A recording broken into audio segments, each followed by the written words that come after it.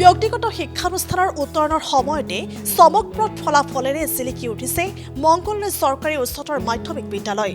দৰং জিলাৰ বহু নামী দামী ব্যক্তিগত খণ্ডৰ বিদ্যালয়ক চেৰ পেলাই বিজ্ঞান শাখাত মুঠ ৪৭গৰাকী ছাত্ৰ ছাত্ৰীৰ ৪৭গৰাকীয়ে প্ৰথম বিভাগত উত্তীৰ্ণ হৈছে।